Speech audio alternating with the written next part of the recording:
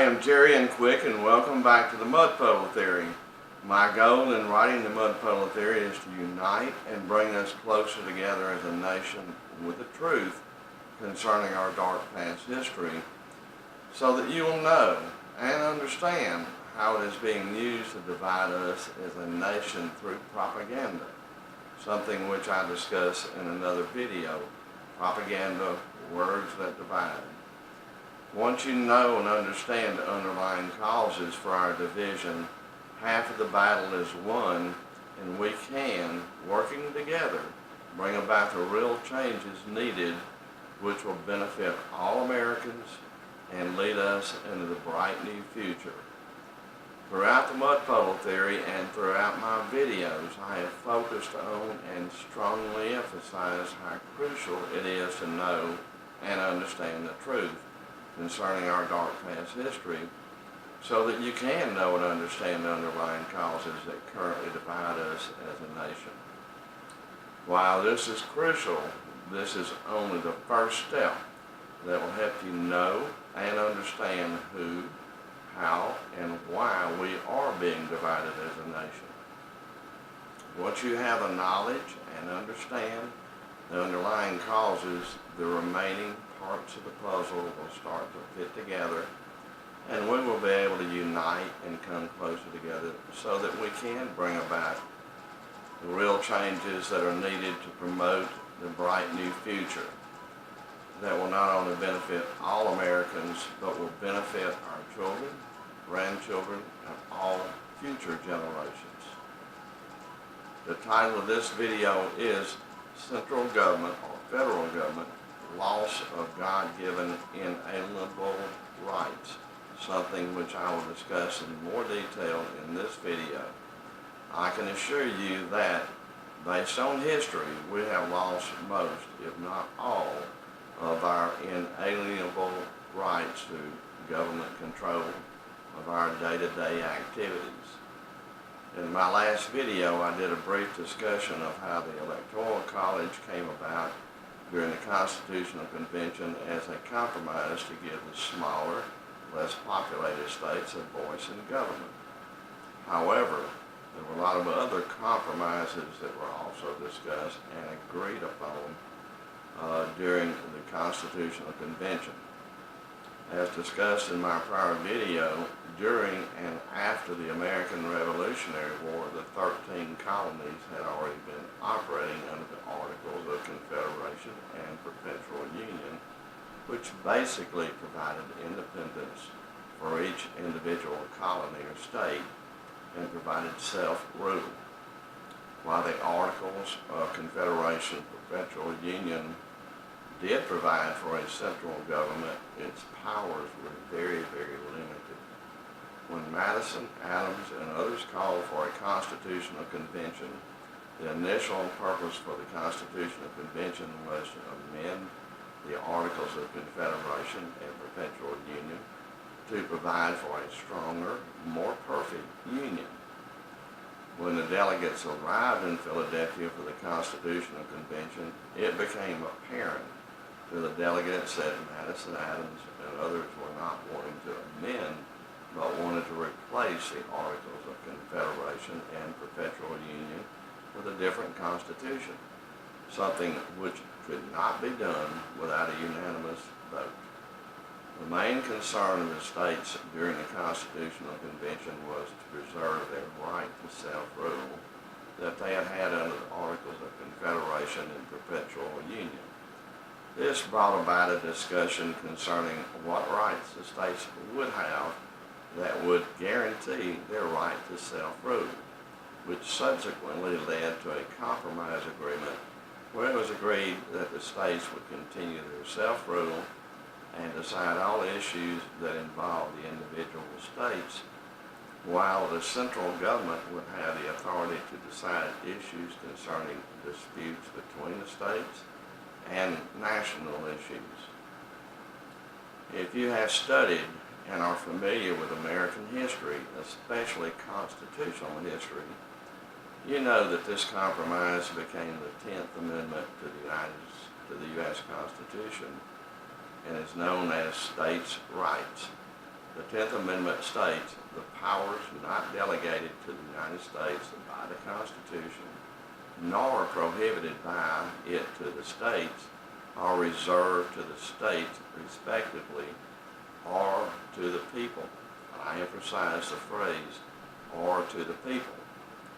This clearly shows that the intent of the delegates and framers of the U.S. Constitution was to limit and restrict the powers and authority of government created by the Constitution, and to preserve self-rule for the states, and to preserve the God-given individual rights for the people, their inalienable rights that could not be infringed upon or taken away by government.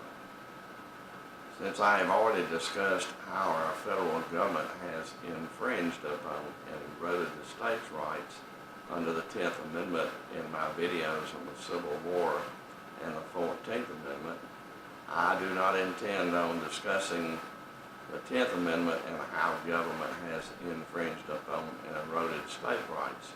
But in this video, I will discuss how government has infringed upon and eroded our individual rights, our inalienable rights, as is guaranteed to us under not only the 10th Amendment, but also under the U.S. Constitution. Recently, I read an interview where Jared Stepman and Fred Lucas of the Daily Signal interviewed Mike Lee, Republican Senator from Utah. Senator Lee has written a book titled Our Lost Declaration, America's Fight Against Tyranny from King George to the Deep State. Well, I do agree with a lot of what Senator Lee says. There are certain things that I don't fully agree with him on. While I have not had the opportunity to read his book, in the interview he appears to be holding back in disclosing how government is infringing and eroding our individual rights. Because of his position in government, I'm sure that he is under pressure to be, quote, politically correct, something which I am not concerned about, so I can address some of those issues without being politically correct. In the title of his book, Senator Lee is referring to the Declaration of Independence, which was prepared by Thomas Jefferson and sent to King George III to declare America's independence from Great Britain. In the interview, Senator Lee stated that, quote, in order to fully understand and implement and protect and defend the Constitution, you have to understand the Declaration, end quote. I go a step further because before you can understand how our God-given inalienable rights are being infringed upon and taken away, you must not only know and understand the history that led to the issuance of the Declaration of Independence and the American Revolutionary War, but it's crucial for you to know and understand the chronological sequences or chronological sequence of historical events since the U.S. Constitution was ratified by the states that has led the government infringing upon and taking away some of our individual rights. The Declaration of Independence stated in part that, quote, all men are created equal, that they are endowed through their Creator with certain unalienable rights, that among those are life, liberty, and the pursuit of happiness. That to serve those rights, governments are instituted among men, depriving their just powers from the consent of the governed. End quote. In other words, deriving their consent from the people. While there was a concern concerning state governments and the right to self-rule, there was an even stronger concern for the individual rights of the people. There's even language in the U.S. Constitution that the government being created was a government, quote, for the people and by the people, end quote. Senator Lee stated, quote, that all men are created equal and that they're endowed by their Creator with certain inalienable rights, made its way into what became the 14th Amendment and the Equal Protection Clause and the other Civil War amendments as well, end quote.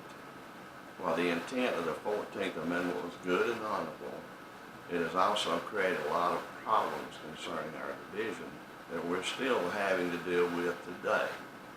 If you haven't seen my video on the 14th Amendment, Opened Pandora's Box, you need to watch it to see how it opened Pandora's box and has provided our federal government with an avenue to control and mandate issues that were intended to be states' rights issues. Of course, what Senator Lee was referring to was slavery and the attempt to promote equality, which was provided for in the Declaration of Independence. Basically, the 14th Amendment did very little to promote equality, but has only opened the door wider for government to infringe upon and erode not only states' rights, but our individual, God-given, inalienable rights that cannot be infringed upon or taken away by government. In the interview, Senator Lee stated, quote, "Whenever liberty is jeopardized, it's often jeopardized because equality morphs into radical egalitarianism and people start to see the state eroding on the presence of government as an answer to create an equality of outcomes. Equality at that point becomes radical egalitarianism. It swallows up liberty," end quote. Basically what Senator Lee is saying is that even though we are created equal, it does not necessarily mean that we are equal in all respects. In another video I did, More Alike Than Different, is pretty much what I stated. While we were more alike than different from a genetic standpoint, it doesn't mean that we are not different. There are some blacks more intelligent than other blacks. There are some blacks more intelligent than some whites, and so forth. Thomas Sowell has stated that there are some, regardless of race, that are more successful than others. There are some, regardless of race, that have more incentive, drive, and determination to be successful than others. While there may be some underlying reasons to explain why some are successful while others are not, it has nothing to do with race. Up until the passage of the Civil Rights Act of 1964 and the executive order signed by President Johnson creating affirmative action, the laws, while intended to help the blacks, were, in their wording, race neutral. The Civil Rights Act of 1964 and affirmative action is the first time in history when the laws were specifically meant to help the blacks and other minorities and were not race neutral. Ironically, neither of the Civil Rights Act of 64 nor affirmative action has done very little to help the blacks, but has only been very detrimental to the blacks by putting them in a position where they cannot succeed. See my video on affirmative action. As Thomas Sowell said, if government had stayed out of it and let it work itself out, it would have done just that. Blacks were much better off financially, and race relations were much better before the Civil Rights Act of 1964 and affirmative action than they are today. The subtitle to the mudpole theory is the ripple effect. While some of the things that government has done to infringe upon and take away our inalienable rights are obvious, there are things that government has done that has infringed upon and taken away those rights which are not that obvious. While I will not discuss other issues where our inalienable rights are being infringed upon or being threatened to be taken away by government, in this video I do plan on discussing some of those issues in other videos. Politicians will tell you how, if elected, they will bring us closer together and unite us, but once elected, they only divide us further apart. The Declaration of Independence and the U.S. Constitution clearly states that we have a government, quote, by the people and for the people. The only way to have a government by the people and for the people and prevent our God-given inalienable rights from being taken away from us by government is through our votes. When exercising your privilege and your right to vote, please exercise voting responsibility, something which I discussed in another video. Thanks so much for watching. I hope that you have not only enjoyed watching this video, but I hope that you have learned something that will help you better understand who, how, and why we are being divided as a nation. Please like and subscribe below, and when you subscribe, click on the bell out icon to receive a notice each time I post a new video. Also, feel free to share this or any of my videos. I not only welcome, but I encourage you to leave your meaningful and productive comments below so that we can have the meaningful and productive conversations, discussions, and or dialogues needed so that we can get to know one another better, something which is needed for us to unite and come closer together as a nation. A bright new future will be our reward for working together to make the real changes needed to accomplish our goal. I also invite you to visit my website, themudpuddletheory.com, and subscribe to receive my newsletter. While there, visit my store page where you can click on the Amazon icon and order the Mud Puddle Theory through Amazon. You can also order the Mud Puddle Theory through Barnes & Noble online and Books A Million online. You can also go to your local bookstore and they can order the Mud Puddle Theory for you through Ingram Publishers. Thanks again for watching. God bless America.